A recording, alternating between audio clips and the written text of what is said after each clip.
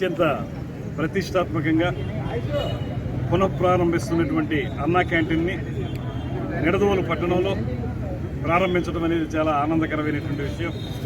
ముఖ్యంగా పేద ప్రజలకి పట్టిన అన్నం పెట్టాలనేటువంటి ఆలోచనతో అందుబాటులో ఉండేటువంటి ధరతోటి ఇవ్వాలనేది ఈ ప్రభుత్వం యొక్క లక్ష్యం.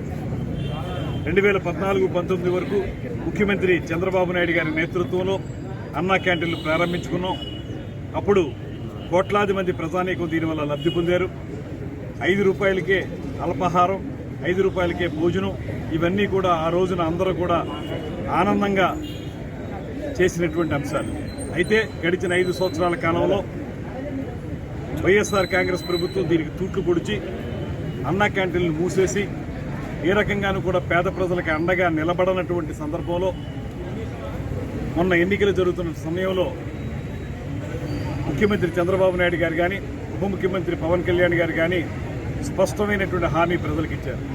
అదేమిటంటే మళ్ళీ ఈ క్యాంటీన్లను పునరుద్ధరిస్తామని, తద్వారా పేద ప్రజలకి భరోసాగా నిలబడతామని, అండగా నిలబడతామని, 5 రూపాయలకే వారికి భోజనం, పలహారం ఏర్పాటు చేస్తామనేటువంటి మాట చెప్పి అధికారంలోకి వచ్చిన అనతి కాలంలోనే ఈ కార్యక్రమాన్ని ప్రారంభించడం అనేది చాలా గొప్ప విషయం.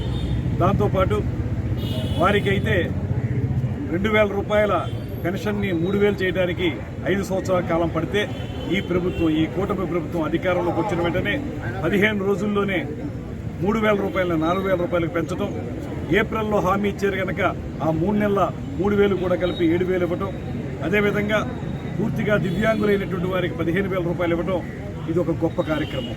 అదేవిధంగా రైతులకి బకాయిలు పెట్టి వెళ్ళిపోయినటువంటి ఆ ప్రభుత్వం యొక్క బాధ్యతను మేము తీసుకుని ఇవాళ 1,600 కోట్ల రూపాయల రైతుల బకాయిలను కూడా చెల్లించడం, అదేవిధంగా కందిపప్పు కానీ, బియ్యం కానీ ఇలాంటి నిత్యావసర వస్తువుల్ని అందుబాటు ధరల్లోకి తీసుకొచ్చి ప్రజలకు అందించడం, ఇలాంటి అనేక సంక్షేమ కార్యక్రమాలను ఒక పక్కన, మరో పక్కన అభివృద్ధి కార్యక్రమాల్ని కలగలిపి ఒక అద్భుతమైన పరిపాలనకు శుభసూచకంగా ప్రారంభమైనటువంటి ఈ కార్యక్రమాలు ఇవాళ ప్రజలందరూ మన్ననలను పొందుతూ ఉన్నాయి.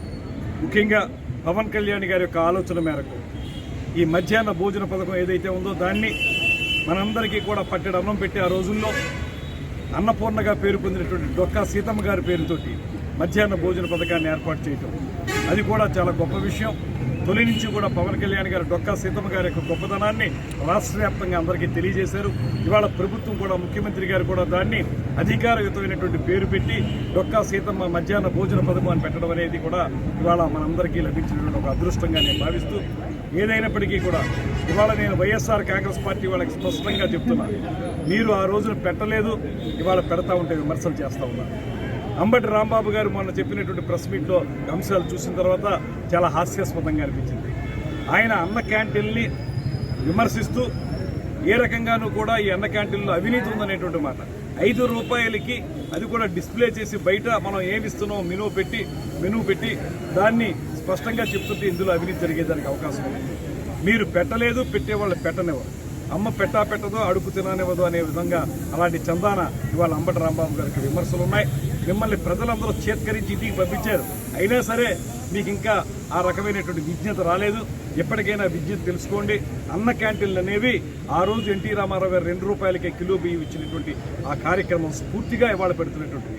దీనివల్ల అనేక మంది పేద ప్రజలు, మీకు కళ్ళుంటే, మీకు చెవులుంటే, కళ్ళుంటే చూడండి, చెవులుంటే వినండి, పేద ప్రజలు ఏ రకంగా లబ్ధి పొందుతున్నారు. ఇలాంటి కార్యక్రమాలు చేసుకోవడానికి మనందరం ముందుకు రావాలి. ముఖ్యంగా వదాన్యులు, వితరణశీలత్వం ఉన్న వారిని కూడా నేను కోరుతా ఉన్నాను. దీనికి ఒక ప్రత్యేకమైనటువంటి నెంబర్ కూడా ఇచ్చారు.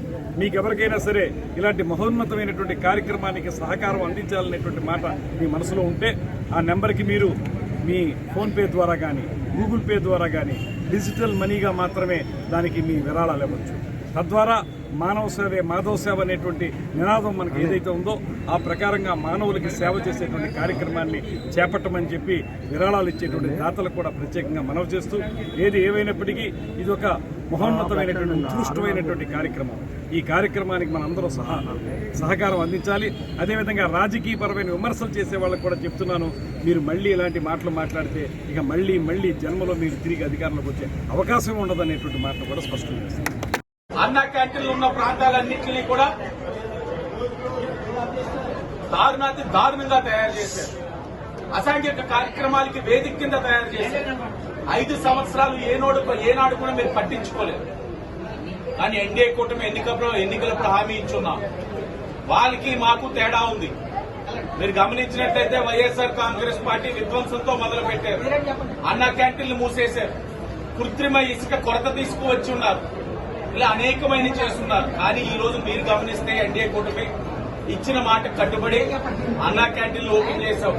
5 రూపాయలకే నాణ్యమైన భోజనం పెడుతున్నాం, రుచికరమైన భోజనం. ఇప్పుడే కమిషనర్ గారు అన్న రామకృష్ణ అన్న మేము అందరం తిన్నాం, చాలా బాగుంది. చూస్తే మాకు అర్థమవుతా ఉంది ఏంటంటే ఇళ్లలో ఆడవాళ్ళు ఎవరు వంటలు ఉండే పరిస్థితులు అయితే కనబడవు. చాలా రుచికరంగా ఉంది, నాణ్యతగా ఉంది. ఇది ఈ రోజు మేము వచ్చాం కాబట్టి ఈ రోజు నాణ్యత ఉందని మాత్రం అనుకోదు. ప్రతిరోజు ఇలాగే ఉంటుంది, 3 పూట్ల ఇలాగే ఉంటుంది. 365 రోజులు ఇదే నాణ్యతతో కొనసాగుతుంది. మా బాధ్యత.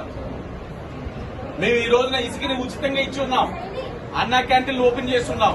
ఇలాగ ఏదైతే హామీ ఇచ్చున్నామో ప్రతి హామీని ఒక్కొక్కటిగా నెరవేరుస్తామని మీ అందరికీ హామీ ఇస్తూ చివరికి ఒక మాట, చంద్రబాబు నాయుడు గారు ఈ కార్యక్రమాన్ని మొదలు పెడతానని అన్నప్పుడు ఒక ఉన్నతమైన అధికారి గారు, సార్ చాలా ఇబ్బందులు ఉంటాయి, ఆర్థికంగా చాలా సమస్యలు ఉంటాయి, ఇది మనకి చాలా ఇబ్బందికరమేమో భారమేమో అంటే ఆయన ఒకటే అన్నారు, పేదవాడికి అన్నం పెట్టలేనప్పుడు ఎందుకయ్యా ఈ ప్రభుత్వాలు, ఎందుకు ఈ రాజకీయ పార్టీలు, ఏమీ ఇబ్బంది లేదు, దీన్ని సెల్ఫ్ సస్టైనబుల్ గా చేద్దాం, దీన్ని ఒక కార్యక్రమం కింద రోల్ మోడల్ కింద చూపిద్దాం రాష్ట్రమే కాదు దేశానికే చెప్పారు.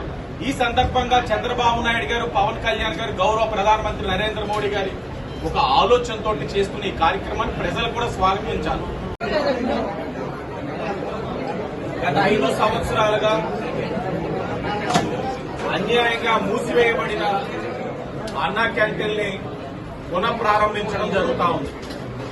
ఈ కార్యక్రమానికి విచ్చేసిన గౌరవ కమిషనర్ గారికి, రాజనగర శాసనసభ్యులు రామకృష్ణ గారికి, ఎన్డీఏ కూటమి నాయకులందరికీ కూడా స్వాగతం తెలియజేస్తూ,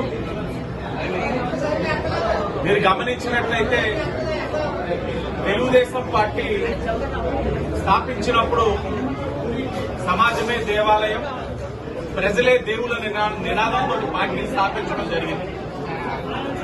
క్రమేణా గ్రామీణ ప్రాంతంలో అధిక శాతం పేద ప్రజల్ని గుర్తించి వారికి ఏదో ఒక సంక్షేమ కార్యక్రమాలు చేయాలని ఆనాడు ముఖ్యమంత్రిగా ఎన్టీ రామారావు గారు ఉన్నప్పుడు ఆనాడు కిలో బియ్యాన్ని 2 రూపాయలకి ఇచ్చిన ఘనత తెలుగుదేశం. ఆ ఘనత ఆనాడు తెలుగుదేశం. ఈ రోజు అన్నా క్యాంటీన్ ద్వారా పేదవాడికి ఆకలి తీర్చే కార్యక్రమం శ్రీకారం చుట్టి 5 రూపాయలకే పూటకి నాణ్యమైన భోజనం పెట్టే ఘనత ఈరోజు ఎన్డీఏ కూటమికి దక్కిందన్న విషయం ప్రజలందరూ కూడా గమనించారు.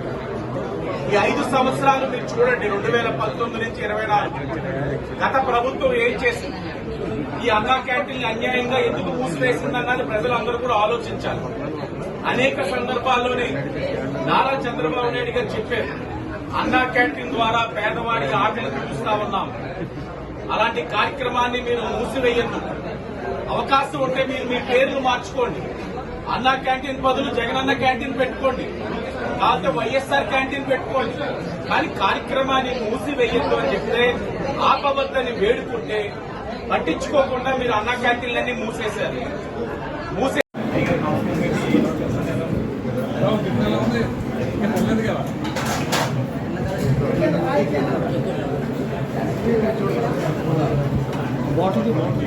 బాటిల్ ఇందాక నుంచి